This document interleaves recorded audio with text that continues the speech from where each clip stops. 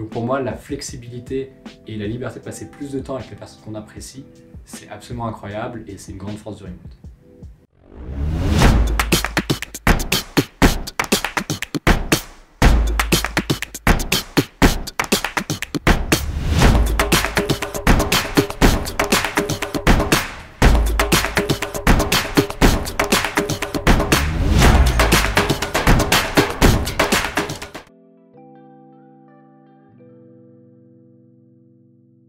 Salut, je m'appelle Rodolphe, j'ai 31 ans et je suis entrepreneur, conférencier et j'écris des bouquins aussi. Alors, un travail remote, c'est quelqu'un qui travaille d'où il ou elle le souhaite. Ça veut dire que en fait, tu n'as pas besoin d'aller au bureau le matin, tu peux travailler d'où tu veux. Ça peut être au café, au coworking space ou même depuis la maison. Un digital nomade, c'est pour moi quelqu'un qui a choisi d'avoir son ordinateur comme son bureau. Ça veut dire que tu peux te balader partout dans le monde, en France ou ailleurs, avec ton sac à dos, et dès que tu ouvres ton ordinateur, tu as accès à absolument tout ce qu'il faut pour travailler. Et souvent, c'est des gens qui choisissent d'aller dans des endroits exotiques ou différents pour soit chercher une autre qualité de vie, soit chercher d'autres personnes qui, comme eux et elles, décident de partir à l'aventure avec leur sac à dos. Alors moi j'ai commencé le digital nomadisme en 2013 et à l'époque j'avais rendu mon appartement et je suis parti habiter en Espagne avec des copains. On avait nos ordis et on a commencé à travailler à distance depuis l'Espagne. Ensuite j'ai eu la chance de vivre à Paris, mais je me déplaçais assez souvent. Mon schéma c'était un mois à Paris, un mois ailleurs et j'ai pu faire l'Argentine, l'Australie, Singapour, les États-Unis plusieurs fois et différents pays d'Europe aussi. Donc j'ai eu la chance de pouvoir prendre mon travail avec moi et m'inscrire dans un coworking space local, c'est-à-dire sans avoir trop de pression, me dire que j'allais faire une semaine normale, une semaine de 40-50 heures, et après les soirs et week-ends, j'étais bien tranquille dans un Airbnb et je pouvais voir mes copains et mes copines qui étaient dans la ville.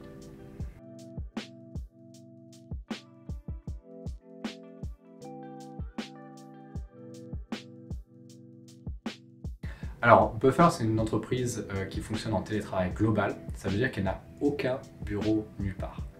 Et quand j'ai appris ça, pour moi, c'était quelque chose d'incroyable. Je ne comprenais pas trop comment une entreprise pouvait fonctionner sans avoir aucun bureau. Je les ai rejoints, il y avait à peu près 15 personnes dans cette boîte-là, et quand je suis parti, il y avait 80 personnes. J'ai réussi à les rejoindre en faisant une candidature spontanée.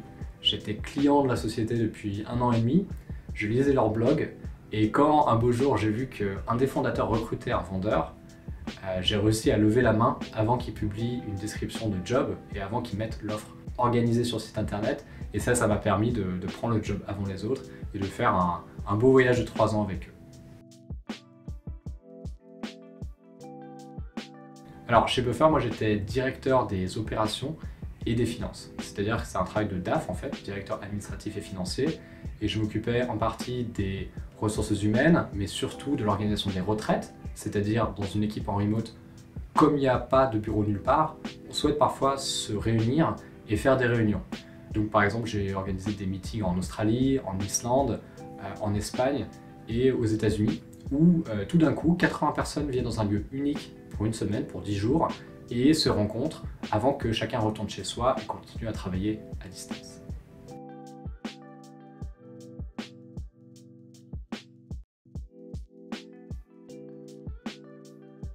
Alors Remotive.io, c'est un projet que j'ai commencé en 2014. À l'époque, je travaillais chez Buffer, en télétravail, en digital nomade, et beaucoup de mes copains et copines me disaient « ça a l'air sympa ce que tu fais, comment je fais pour moi aussi commencer ce lifestyle, commencer à trouver un emploi comme ça ?» Et en fait, j'ai commencé une newsletter toute simple où tous les lundis, j'envoyais des articles et j'envoyais des offres de job pour des entreprises qui soit donnaient des conseils, soit embauchaient des personnes en télétravail. De fil en aiguille, ça a grandi grâce à des sites comme Product Hunt, à des sites comme Medium et Twitter. J'ai pu faire grandir cette communauté pendant les 5 dernières années et aujourd'hui, c'est ce que je fais à plein temps. J'ai démissionné de chez Buffer et je travaille sur Remotive, sur une communauté de plus de 25 000 personnes qui a une newsletter, un job board et une communauté Slack privée. Et notre mission, c'est d'aider les employés du secteur de la technologie à trouver un travail en télétravail. Pour moi, l'avantage du remote, c'est la flexibilité. Ça veut dire que si tu veux aller au bureau, tu peux aller dans un bureau, que ce soit suite en entreprise ou alors un coworking space ou un café. Mais tout d'abord, tu peux aussi décider d'être où tu veux quand tu veux. Par exemple, quand j'étais employé en CDI, quand je voulais retourner voir mes parents, je prenais un train le vendredi soir, je passais le week-end avec mes parents et le dernier train du dimanche soir, je devais retourner là où je travaillais. Et maintenant, quand je retourne les voir, je peux décider de partir un mercredi ou un jeudi, passer plus de temps sur place avec eux, partager des moments que j'ai pas pu partager avec eux depuis que je suis parti de la maison par exemple, et tout ça en gardant mes responsabilités, en gardant mon travail. Donc pour moi, la flexibilité et la liberté de passer plus de temps avec les personnes qu'on apprécie, c'est absolument incroyable et c'est une grande force du remote. Les inconvénients du remote, c'est dans le titre, ça veut dire que remote, comme remote control par exemple pour une télécommande, ça veut dire que tu es loin, à distance. Et un des plus gros problèmes pour le remote, c'est la solitude. Quand on est loin, même sur une plage paradisiaque en Thaïlande, ou alors juste dans son bureau ou dans sa maison à Paris, on peut vite être isolé socialement, et ça peut être pesant. C'est pour ça que j'ai voulu créer une communauté à travers Remotive, qui a aujourd'hui plus de 1200 membres. C'est pour ça que je suis membre d'un coworking space, où je peux aller voir mes copains pratiquement tous les jours, parce que recréer du lien social, que ce soit quand on est sur la route digital nomade ou à la maison, quand on est remote worker, c'est vraiment central pour avoir un bon équilibre.